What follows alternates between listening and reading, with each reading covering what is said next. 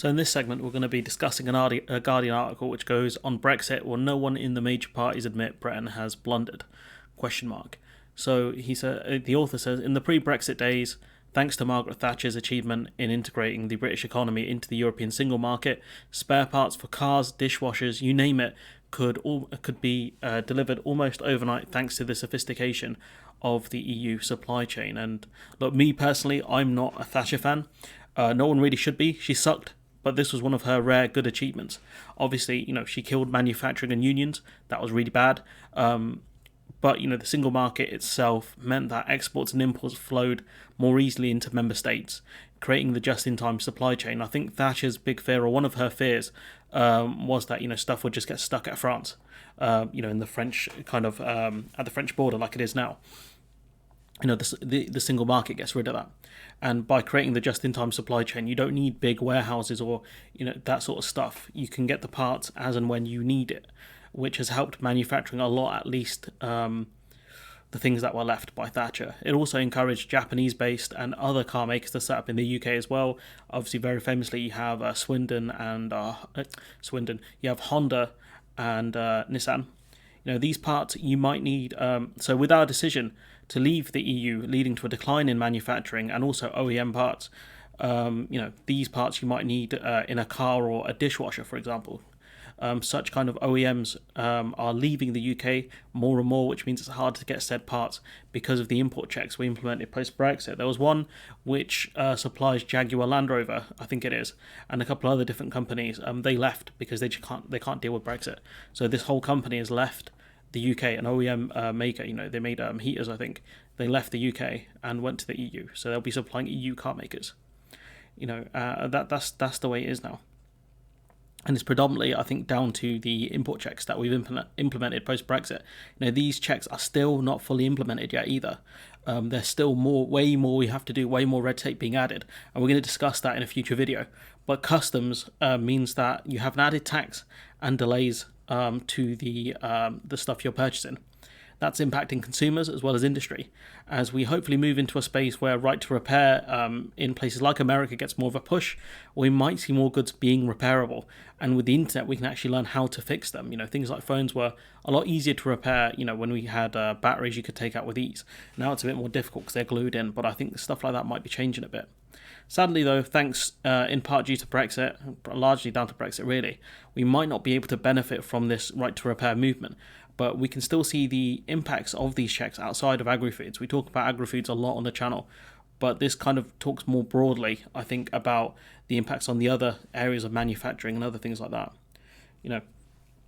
The author says, no more, this is supply chain chaos all over the land, although our Prime Minister recently gave the game away about the hole in his absurd championing of Brexit by admitting that Northern Ireland, as a member of the UK and the European single market, should be for goods, enjoys the best of both worlds. And the author mentions, in the case of his Fiat, the Poretti brothers of Islington have had to wait 3 weeks for a relatively small personal anecdote on the frustrations of Brexit for him. And so, it could be down to a shortage of said parts. Some companies do not really make spare parts for cars, so it could be a niche issue. It could also be the case that this is a Brexit issue. The parts are available in the EU, and it might not be just the car maker that makes it. It could be an OEM part, for example. But regardless of that, regardless of the fact that, it could be just this specific thing could be, you could explain it away without Brexit. That part will still be more expensive to purchase because of Brexit, because of the customs, like we mentioned. This makes it more expensive for the end user to purchase, effectively taking, someone's disposable income out of the economy, and this will happen for a lot more people. You can explain away one or two things, but given it's all going through customs, it doesn't matter.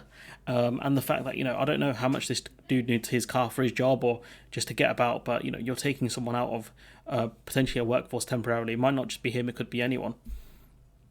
So I think it's a decent personal anecdote. I wish he kind of explained, is it down to Brexit or what was the actual cause of it, rather than just throwing it in and trying to get us to figure it out for ourselves. He says, we have the worst government of most people's lifetimes. It's ploughing on, pretending that it can make a success of a manifest disaster, and the Labour Party refuses to challenge it on the biggest self-inflicted crisis of our time, tamely ruling out the obvious need to rejoin the single market and restore freedom of movement to business and citizens. So we've debunked the single market point before. I think the author is a person who probably travels a lot because he's really going after the freedom of movement point, which I'd argue the free movement of services or goods is more important for the UK's economy. Definitely free movement of goods for the average person, because the food inflation and shortages we're seeing, absolutely awful, and we have some of the highest food inflation I think in the world. But yeah, in the context of talking about his car, it's weird to talk about freedom of movement. But I'd say of the four, all four freedoms are important, especially given the makeup of the UK's economy. It's very diverse. To put it simply, we export services and import a lot of food, but now we're struggling to export services because of Brexit, and food imports have increased dramatically in cost, and we're not seen as kind of a tier one purchaser anymore either. So countries are actually bypassing us completely because of the red tape, because the exporter, so for example, if you're a Spanish tomato grower and you're trying to export to the UK, you have to fill in paperwork as well, which costs you money. So why would you do that instead of supplying other countries?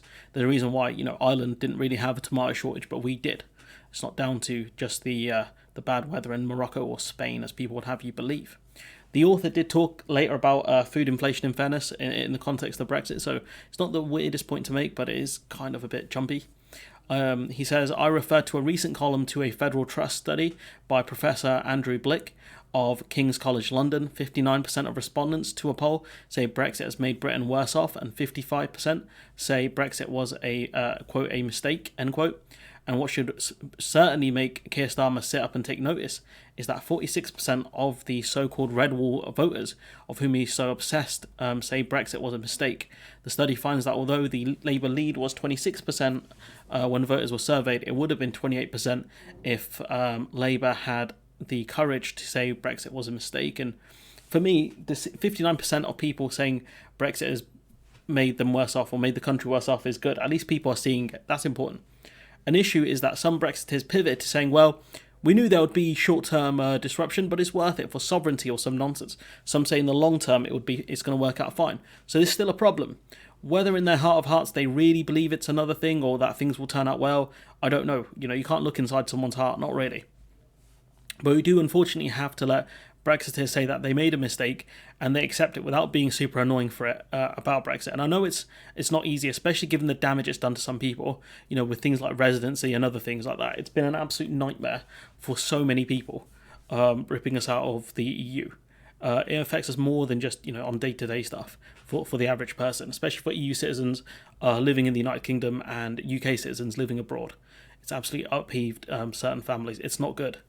46% of voters being based in the Red Wall is good, I guess. I get why the author included this, but what you really need is for people to accept that we need a close relationship with the EU. Labour did say they wanted dynamic alignment with the EU. The question is, would the Red Wall or the rest of the country even accept that? And Labour don't really talk about it much, because that's the best we can do as a third country deal-wise, get dynamic alignment. It would make us a rule taker, which Brexiteers are going to be mad about. The whole thing about the 26 and 28% about if Labour said Brexit was a mistake, we're talking about 2% here, which I think generally within polls, or good polls, is within margin of error, I think. I don't know how the question was phrased, etc. So it's a bit of a weird statistic. And even then, 2% is not really a lot, unless you're talking about really, really close swing seats.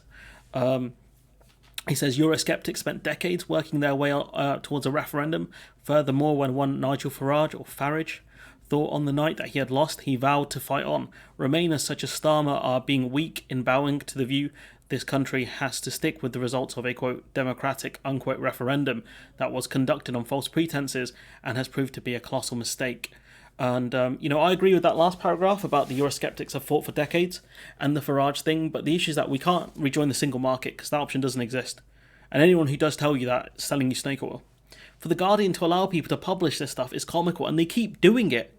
I've got another article coming, another video coming out, and again they mention, stuff about the single market. I'm like, we've been through this before, but you would need an amendment to the EEA, and that isn't going to happen, I'm afraid. The Tories are stuck with this Brexit, but I think if they lose the next election, they'll flip on Brexit. Thatcher being a key player in the creation, I think, of the single market, they might go back towards that kind of thing, of more kind of free movement of goods, that kind of stuff. The Tories do need to stop inflation, the infiltration of UKIP within their party, because that's one of the things that have torn it apart. Yes, It gave them a large majority, but it's fundamentally killed them electorally. As for Labour, they're chasing the polls with their finger in the air, letting the swing voters guide them instead of trying to convince them based on policy, based on ideals. What a sad state we're in. People are going to spin whether Labour's doing as a success, but it's up to you to figure out who's telling you the truth and who isn't. And I'll be discussing that at some other point. But for me, Labour do need to figure something out. Even Tony Blair come out recently and said Labour will have to come out with policies that are going to help people. So we'll see what Starmer has got.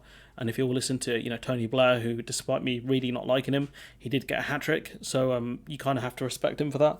But then again, so did Thatcher. So can't respect her, but whatever. Anyways, I'm going to leave it there. Let me know what you think in the comments below. Like, comment, share, subscribe. Support the channel on Patreon if you can. And hopefully I'll see you in the next one.